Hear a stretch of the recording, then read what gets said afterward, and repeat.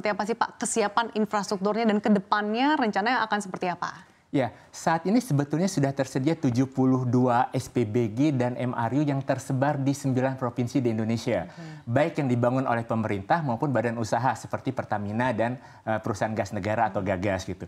Nah, sebenarnya ini sudah sangat cukup. Bahkan untuk wilayah Jabodetabek sendiri ada 20 SPBG lebih yang beroperasi gitu, yang bisa mengisi. Dan sebetulnya untuk pengembangan ke depan kami pasti akan mengikuti pasar Mbak Sasa gitu. Karena kan ada rumusnya juga lah terkait dengan perbandingan antara jumlah kendaraan dan stasiun pengisiannya gitu, sehingga kalau kendaraannya bertambah otomatis akan kami tambah juga stasiun pengisiannya gitu. Oke, Pak Ian, di pekan ini kita juga sempat berdialog bersama dengan Dewan Energi Nasional yang mengatakan bahwa saat ini tuh sebetulnya pemerintah kan tengah menggencarkan sejumlah alternatif energi ya Pak untuk kendaraan transportasi, dan bahkan dikatakan bahwa tampaknya ini juga membuat pemasifan dari penggunaan BBG ini semakin sulit. Tanggapannya seperti apa Pak? Iya, itu pendapat yang ada benarnya juga. Karena sebetulnya memang akhirnya kan kami di Gagas dan perusahaan gas negara pun akhirnya mengembangkan salah satu strategi besar kami adalah bagaimana mengsegmentasi Gasku ini untuk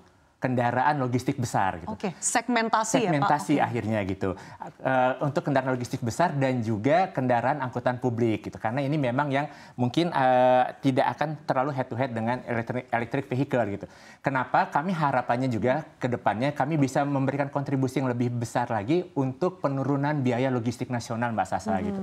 Kenapa? Karena bila kendaraan besar, kendaraan logistik ini menggunakan BBG yang 4.500 otomatis OPEX mereka berkurang sehingga ongkos transportasi atau biaya logistik juga akan menurun. Nah ini sudah kita terapkan di internal kami di Gagas, seluruh truk pengangkut CNG kami itu sudah menggunakan bahan bakar gas. Kemudian juga secara holding kami juga sudah berkolaborasi dengan Pertamina Patraniaga. Bagaimana kami mengkonversi armada mobil tangki BBM mereka menggunakan dual fuel gitu. Nah, tidak hanya sampai ke situ sebetulnya. Di Gagas sendiri, kami sudah menyiapkan dua konsep terkait dengan inner city dan intercity. Nah, untuk intercity atau dalam artian kendaraan logistik yang jangkauannya jauh antar provinsi, itu kami sudah menyiapkan dengan konsep Gasku berbasis LNG. Jadi bukan hanya CNG. Jadi nanti bahan bakarnya ada LNG. Nah, terkait LNG ini kami juga tahun 2023 yang lalu sudah melakukan road test sebenarnya. Road test truk LNG dedicated, jadi bukan dual fuel lagi, sudah dedicated LNG itu melakukan road test dari kota Jakarta sampai ke Surabaya. Pulang pergi dengan hasil yang sangat menggembirakan. Nah, harapannya nanti kami juga akan memperkenalkan LNG ini sebagai alternatif bahan bakar gas untuk kendaraan logistik besar dengan kapasitas 40 ton.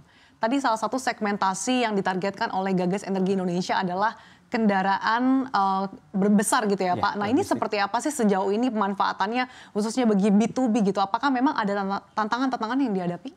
Ya, kalau manfaat tadi terkait dengan efisiensi dan juga mereka juga bisa mengklaim bahwa mereka juga telah melakukan efisiensi emisi karbon gitu, dan dengan program sekarang ESG setiap company ini kan salah satu yang bisa menjadi green campaign buat mereka gitu, dan manfaat buat mereka karena tadi menjadi penyumbang emisi yang lebih kecil dibandingkan bisnis as usual yang mereka lakukan saat ini gitu. Nah, tantangannya kan memang saat ini kita perlu meyakinkan gitu, dan meyakinkan kepada pihak-pihak yang kita ajak kolaborasi ya B2B tadi terkait dengan kesiapan infrastruktur dan juga cadangan dari bahan bakar gas sendiri. Dan itu yang akan kami sampaikan juga, bahwa mungkin bisa izin kami highlight di sini bahwa sebenarnya pasokan gas bumi sendiri di Indonesia itu masih berlimpah gitu. Berdasarkan data proven yang ada saat ini itu masih bisa mencukupi dengan utilisasi yang berlaku sampai tahun 2023 terakhir itu masih bisa 22 tahun. 22 tahun cadangan resmi. Apalagi kita sudah menemukan beberapa cadangan besar lain yang mungkin akan bisa dikembangkan dalam 5 tahun ke depan, Mbak Sasa. Kalau dari segi perbedaan volume gitu Pak dibandingkan kendaraan besar dan juga kendaraan pribadi mungkin yang lebih kecil ini seperti apa sih? Iya, jadi khusus untuk misalnya Gasku yang berbasis LNG yang kami lakukan road testnya tahun lalu itu tangkinya itu berkapasitas 1000 liter Mbak Sasa. 1000 liter LNG, dan 1000 liter itu dengan beban angkut 40 ton itu 1 liternya bisa menempuh jarak sekitar 1,6 sampai 1,8 km. Artinya kalau 1000 liter itu bisa menempuh jarak 1800 km sekali isi. Sebagai pembanding untuk bayangannya itu jarak dari Pelabuhan Merak di Banten sampai ke pelabuhan Ketapang di Banyuwangi itu dari ujung ke ujung barat ke ujung timur itu hanya 1.160 km. Sehingga sebenarnya nanti bila menggunakan BBG berbasis LNG cukup satu kali isi itu bisa dari Merak sampai Banyuwangi, Mbak Sasa. Oke, jadi nggak perlu isi ulang atau perlu khawatir ya Pak di tengah jalan gitu ya.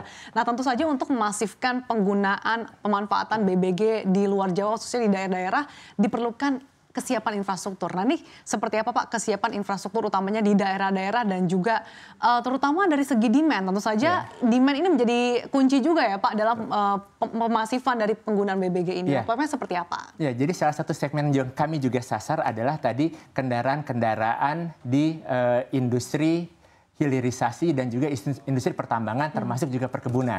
Termasuk di wilayah Kalimantan dan Sulawesi. Nah, karena nanti ini sifatnya adalah B2B dan kami juga akan tetap menjamin efisiensi yang akan diterima oleh pengusaha-pengusaha tersebut, memang nanti yang kami siapkan adalah bentuknya dalam MRU tadi, Mbak Sasa. Jadi kami akan menempatkan MRU di lokasi mereka gitu. Sehingga mereka juga merasa nyaman karena tidak perlu keluar dari wilayah operasinya hanya untuk mengisi BBG. Nah, jadi kami tidak kan kalau SPBG itu stasiun pengisian bahan bakar gas dan berlaku umum. Nanti dengan adanya kerjasama B2B tadi kami bisa meletakkan khusus nih. Hanya jadi nggak perlu bangun mereka. SPBG tidak lagi perlu ya bangun Pak? SPBG dan mereka juga tidak perlu mendatangi SPBG karena kami akan menempatkan yang sifatnya mobile refilling unit tadi di lokasi mitra kita tadi yang akan menggunakan BBG. Nah harapannya kemudahan-kemudahan ini baik dari sisi operasional dan teknis dan juga efisiensi biaya yang didapatkan akan bisa kembali tadi mendorong memasifkan pemakaian bahan bakar gas di Indonesia. Oke, jadi roadmap-nya nanti akan bangun MRU gitu ya Pak, tergantung dari industri atau perusahaannya masing-masing. Betul. Nah kemudian di tempat yang terpencil pun gitu bisa kita siapkan nanti. Jadi memang lebih mudah kan lagi ya Pak ya, jadi nggak usah berjalan jauh di kota-kota besarnya. Nah tapi kalau dari segi demand nih Pak, sebenarnya seperti apa sih? Apakah memang dari Gagas Energi Indonesia sendiri ini melihat ada peluang atau mungkin dari suatu daerah ini ada permintaan dulu baru nanti Gagas Energi Indonesia baru akan mulai mencari peluang itu Pak? Ya, kalau kami tetap mencari peluang itu sendiri juga gitu, karena kan kami lihat tadi segmen peluang yang bisa kita masifkan untuk penggunaan BBG tadi adalah industri pertambangan, perkebunan dan juga tadi untuk angkutan logistik dan juga transportasi publik.